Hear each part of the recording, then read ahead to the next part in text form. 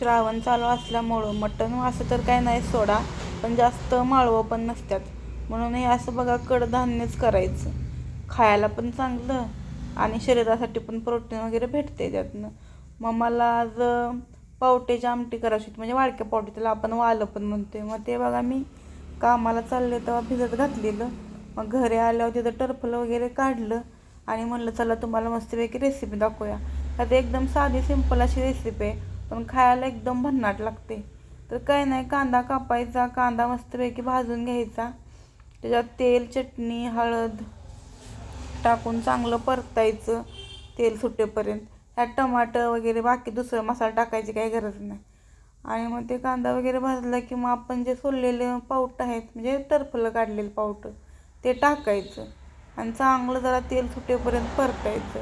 जरा परतायला जरा असं वेळ घ्यावा लागतो. चांगलं परतलं की मग काय नाही, हे काही लगेच शिजायला काय जास्त वेळ पण लागत नाही.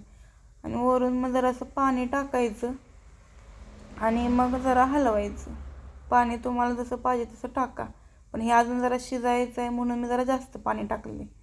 तुम्ही आणि सुकी पण करा, पण सुक्कं एवढं चांगलं लागत नाही जेवढं ह्याचा रस्सा चांगला लागतो.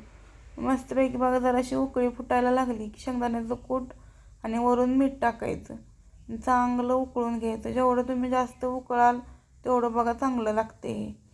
आणि एकदा करून बघा, तुम्हाला पण आवडेल. भाज्या नसला की हा एक परफेक्ट आहे ऑप्शन आमटीसाठी. चला मग लाईक, कमेंट आणि फॉलो करायला विसरू नका.